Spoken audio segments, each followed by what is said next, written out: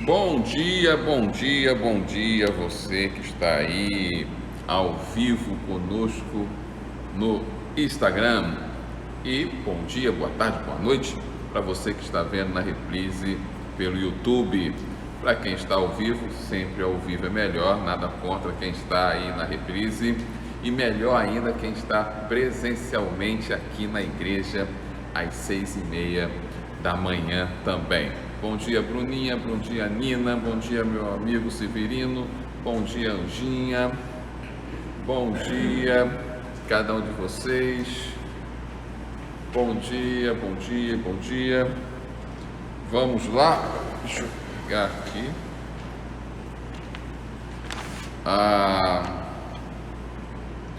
Quero lembrar vocês que hoje eu vou falar do capítulo 16. Ontem eu dei uma embolada e aquilo que está na apostila na terça-feira eu coloquei ontem, então vou ter que dar uma trocada. Então eu falei o capítulo 17 ontem de Mateus, hoje eu tenho que falar o capítulo 16, porque eu dei uma confusão ontem, mas nada que a gente não pode resolver. Também quero lembrar você que você pode adquirir a apostila do mês de fevereiro, a apostila do mês de fevereiro da nossa Manhã com Deus. Na nossa apostila do mês de fevereiro, você pode receber através de um link. Você manda aí para mim um link, você manda para mim uma mensagem no WhatsApp ou Telegram. Ou você já entra no grupo do canal do Telegram, que já está lá o link da apostila, na minha apostila e a sua apostila, a nossa apostila do mês de fevereiro, porque esse é o ano do milagre, esse é o ano do seu crescimento espiritual. Amém, amém, Leida, amém, todo mundo aí, Eliana, o Edson. Então nós vamos lá para o capítulo 16 de Mateus, capítulo 16 de Mateus, que diz o seguinte: os fariseus e os saduceus se aproximaram de Jesus, tentando-o, pediram que lhe mostrasse um sinal vindo do céu, mas Jesus respondeu: chegada a tarde, vocês dizem, teremos tempo bom, porque o céu estava avermelhado. E pela manhã, vocês dizem, hoje teremos tempestade, porque o céu está em vermelho sombrio. Na verdade, vocês sabem interpretar a aparência do céu. Então, como não são capazes de interpretar os sinais dos tempos? Uma geração perversa e adúltera pede um sinal, mas nenhum sinal lhe será dado senão de Jonas. E deixando-os, Jesus se retirou.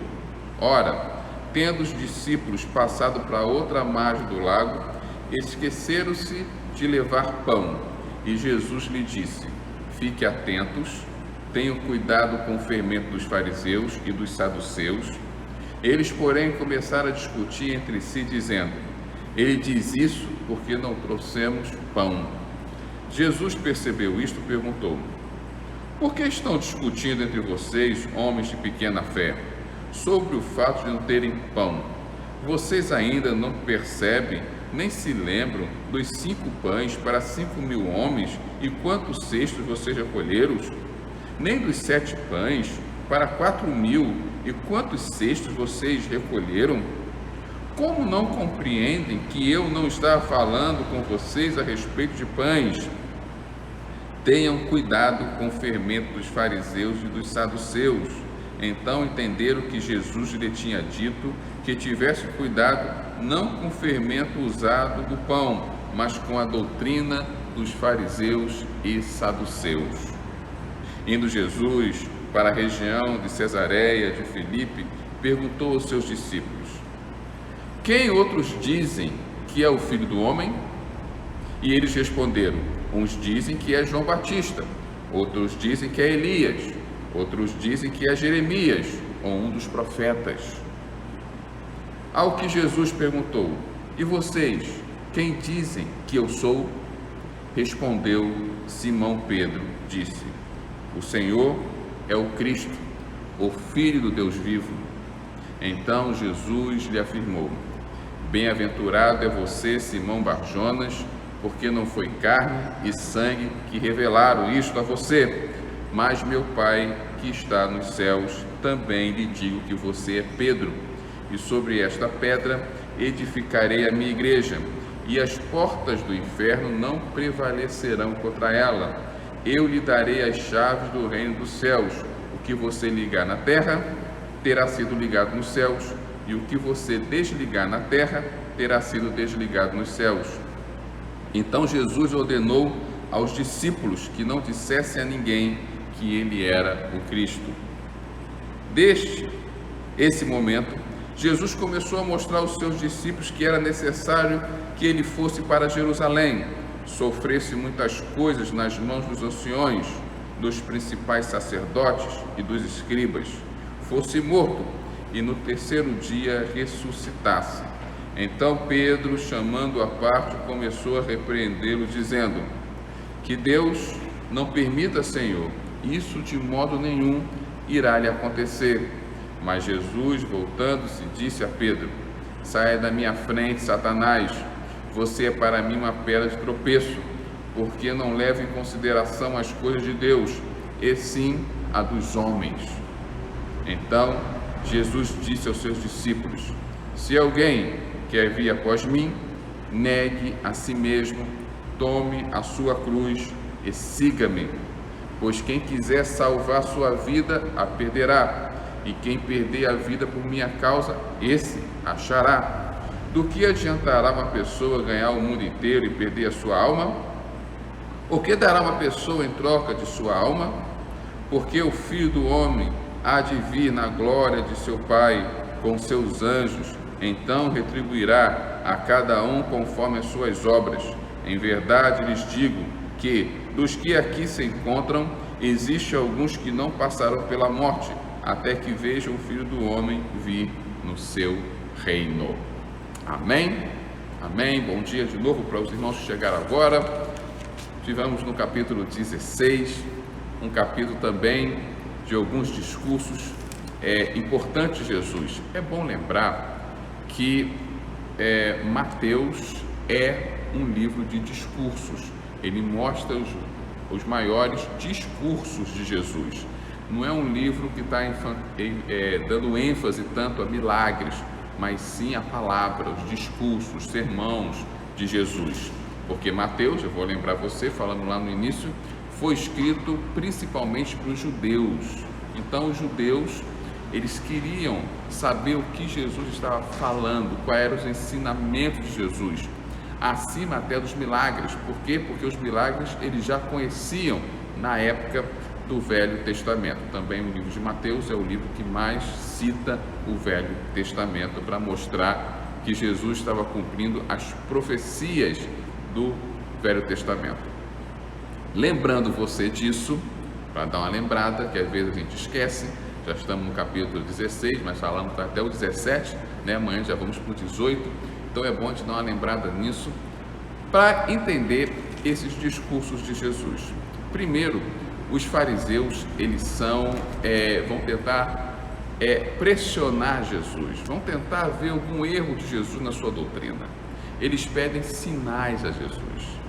Eles querem ver Jesus fazendo mais sinais. Puxa, mais sinais. Ele já estava ressuscitando mortos, curando enfermos, fazendo paralítico andar, cego enxergar, tantos milagres. Eles ainda queriam mais sinais, como se aqueles não fossem suficientes.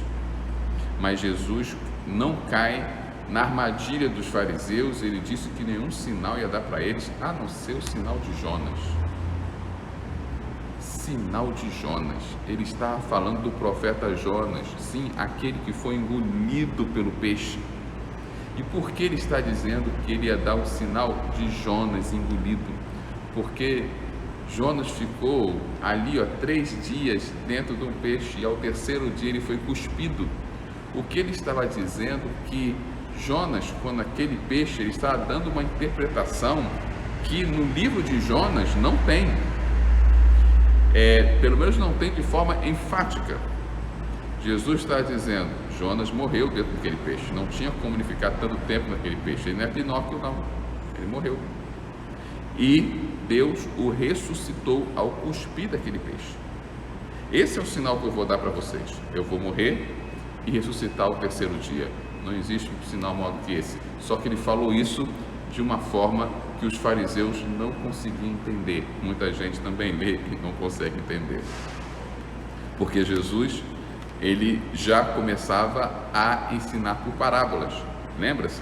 Jesus ensinava por parábolas para que aqueles que tinham ouvido, aqueles que queriam realmente aprender, aqueles que queriam conhecer a palavra dele, aqueles que queriam conhecer a sua pessoa, esse Jesus explicava a sua mensagem, porque esses mereciam explicação. E falava parábola também porque aqueles que estavam ali apenas para tentá-lo, apenas para ver algum erro dele, não conseguiam entender o que ele estava falando. Jesus Cristo falava através de ilustrações e parábolas, por isso também usou essa ilustração que era o sinal de Jonas.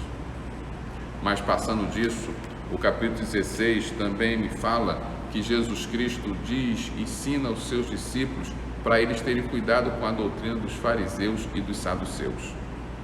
Os fariseus e saduceus, de alguma forma, ainda existem nos dias de hoje. Os fariseus são os religiosos dentro da igreja, legalistas. Eles estão lá só procurando o erro das pessoas. A religião para ele é simplesmente se omitir dos seus erros e ficar vigiando os erros das pessoas. São os fariseus.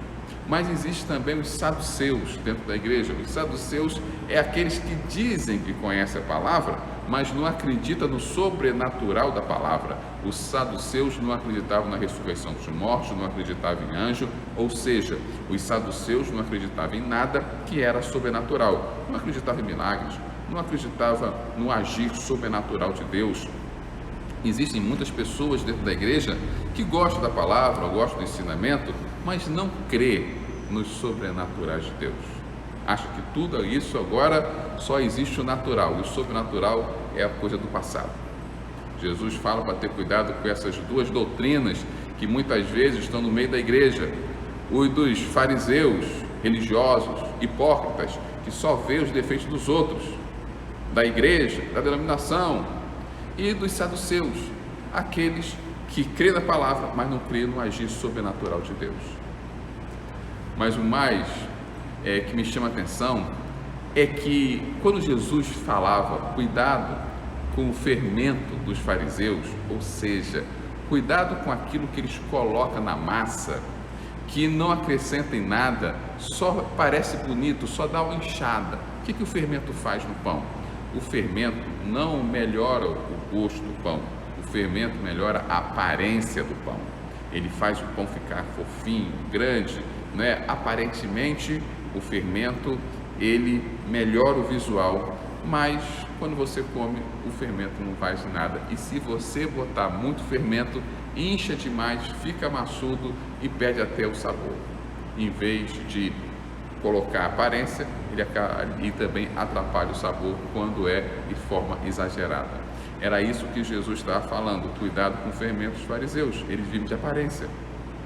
Cuidado se você colocar muito, vai ficar tudo inchado e vai até atrapalhar o gosto do pão da vida, que sou eu. Mas os discípulos não entenderam nada, e os discípulos estão começando a brigar entre si, dizendo, Jesus está falando e brigando porque nós não trouxemos pães. Isso é uma lição extraordinária, que Jesus chega nos discípulos e fala, vocês estão brigando por causa de pães? Vocês não viram que com 5 pães eu alimentei 5.000 pessoas, sem contar as crianças e as mulheres, e com 7 pães eu alimentei 4.000 pessoas depois? E se lembra quantos cestos sobraram em cada um deles? Nos 5 pães que alimentamos 5.000 pessoas, ainda sobrou 12 cestos cheios.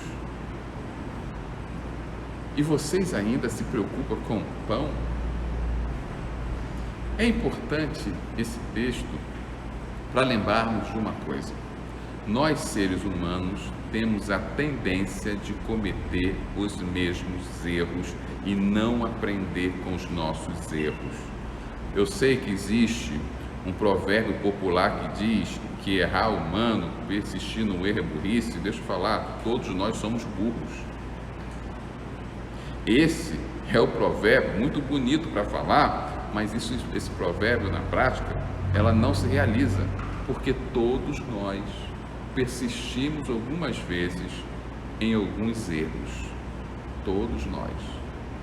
É uma tendência humana persistir em alguns erros e só depois, às vezes, tomamos consciência ou aprendemos a tomar decisões ou pedimos a Deus para nos libertar, porque às vezes, mesmo consciência do erro, mesmo sabendo que estamos errando, somos presos nesse erro, estamos presos no vício do erro, precisamos de uma libertação diante desse erro. Nem todo erro que eu cometo, eu consigo me livrar só por meu simples livre-arbítrio ou pela simples consciência que esse erro existe. Eu preciso de uma libertação porque eu estou acorrentado nesse erro. Era isso que Jesus estava falando. Eles insistiram de novo. Uma vez Jesus multiplicou os pães para 5.000 pessoas, só com 5 pães. Depois multiplica os pães para 4.000 pessoas, agora com 7 pães. Mas agora eles estavam de novo preocupados com o pão. Eles não tinham aprendido mesmo com essas 2 experiências sobrenaturais. Por quê? Porque ainda não eram cheios do Espírito Santo, como eles foram lá no Pentecoste, ainda estavam presos no erro da incredulidade. E olha que eles viam Jesus fazendo milagres e milagres e milagres, mas não era uma questão só de consciência, não era uma questão só de livre-arbítrio, eles estavam presos, acorrentados, viciados na incredulidade. Seriam libertos no Pentecoste algum tempo depois. Eu não sei você, e aqui eu quero parar. Talvez alguns erros na sua vida está sendo praticado de maneira contínua, não porque você não tem consciência do erro, não porque você não quer se livrar do erro, não porque você simplesmente não escolhe sair daquele erro, mas porque você está viciado nele.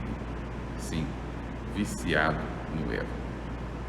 E isso é uma coisa terrível, porque nessa hora estamos acorrentados nos nossos erros. Esses erros que se tornam vícios porque eu pratico várias vezes.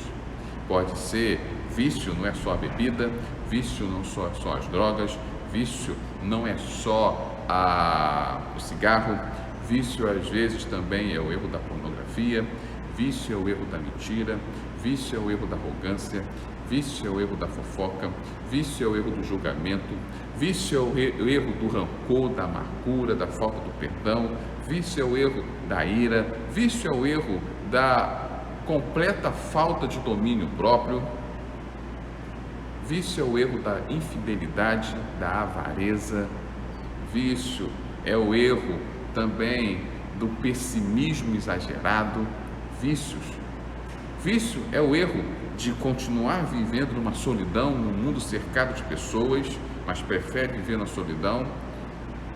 Vícios, erros que nos prendem, que nos deixam acorrentados, que precisamos ser libertos porque não temos força para sair deles.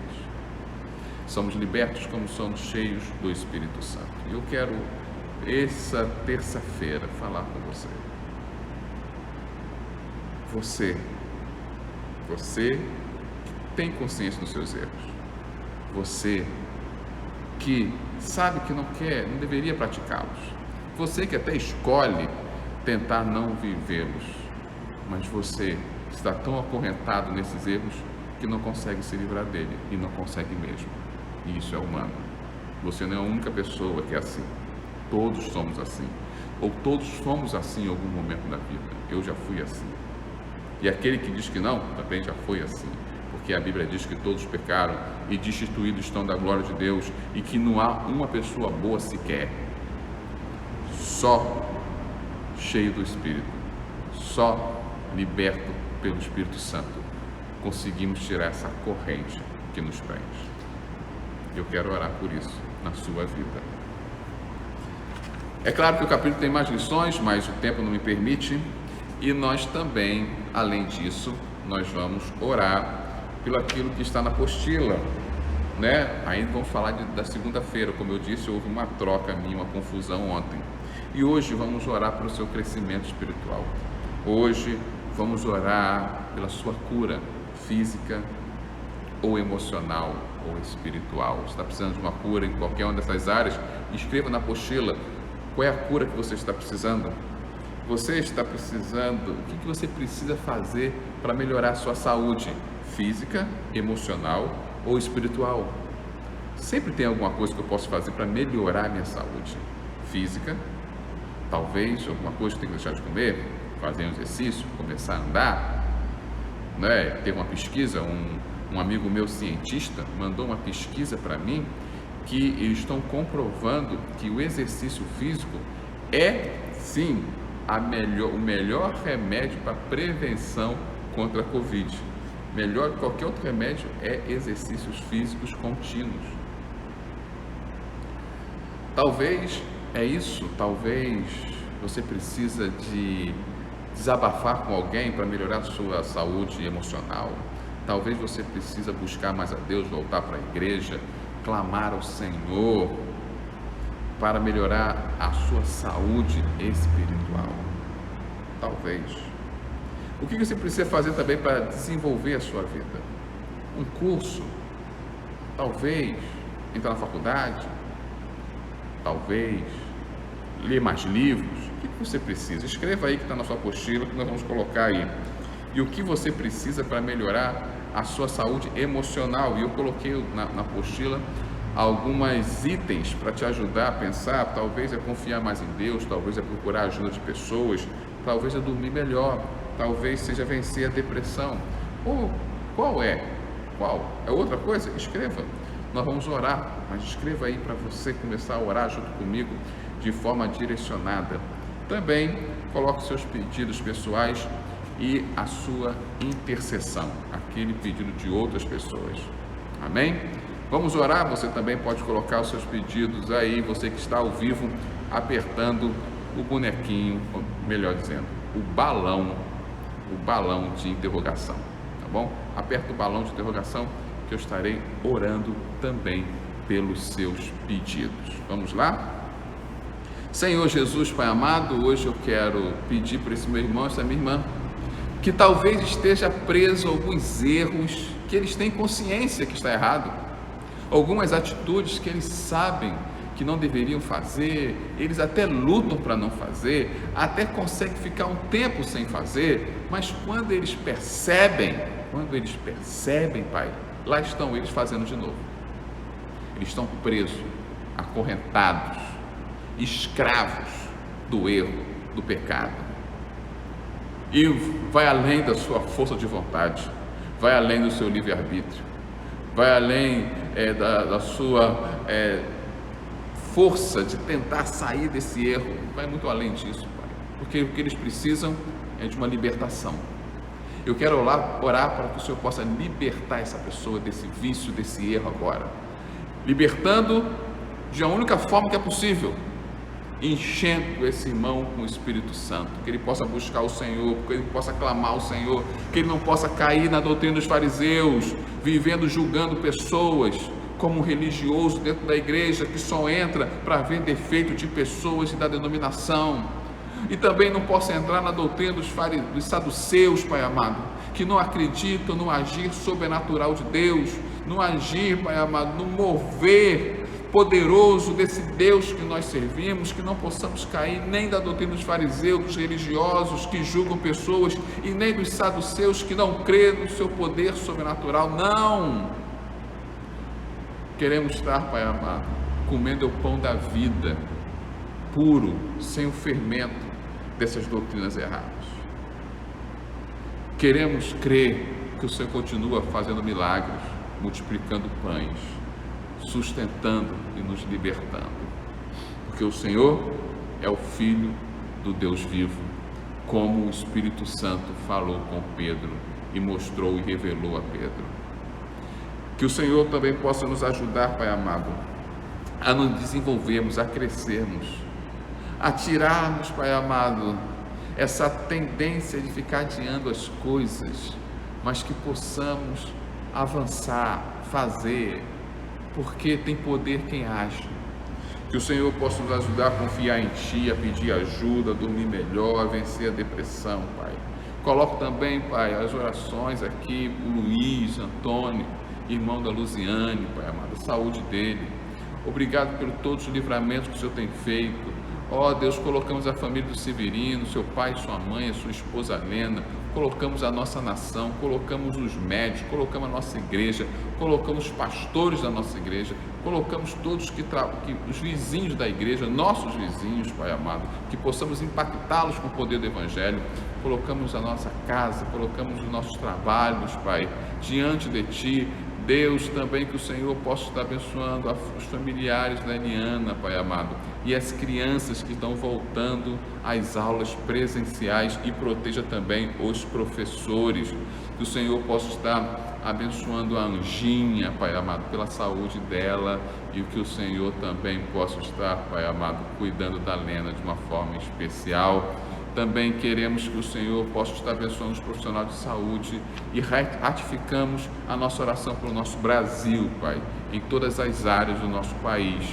Que o Senhor possa estar abençoando as crianças abandonadas, o ministério da nossa igreja, Pai, e os desempregados. Lembramos, Pai, do Josafá, lembramos da Ana, lembramos do André, lembramos do Tiago, filho da Rosana, Pai amado. Essas pessoas, que o Senhor possa abrir uma porta de emprego para eles e para todos que precisam e necessitam. Coloco a vida da Edneia diante de Ti, coloco a vida da família da irmã Juraci, que está em luto, também diante de Ti. Coloco, Pai amado, a Thaís, para que o Senhor dê um toque de cura na vida dela, em nome de Jesus, Pai. Peço que o Senhor possa estar restaurando a Raquel, física e espiritualmente, dando ânimo para também seu marido, Claudiomir. Cuide da saúde dele e salve nossos filhos, Pai. Vai salvando os nossos filhos, em nome de Jesus, Pai. Derrame a Tua graça na vida deles, Pai. Creio que o Senhor tem um agir e um mover especial na vida de cada um, Pai. Vai abençoando também, Pai amado, os olhos do Israel, a saúde ocular do pai da Andressa, Israel. Colocamos diante de Ti, Pai, Eliana e o Vinícius, lá de Paranaguá, Pai amado. Que o Senhor possa estar consolando e ajudando nesse período difícil do qual eles perderam o Daniel. Que o Senhor possa também abençoando a Sâmela, abençoando, Pai amado, o Sandro, e também a saúde da família deles, o empreendimento deles, Pai amado, aquela oficina ali em Vale Encantado, prospere e abençoe de uma forma sobrenatural, Pai, em nome de Jesus. Abençoe cada um de nós, nos abençoe nessa terça-feira, na Tua presença, em nome de Jesus Cristo. Amém e amém.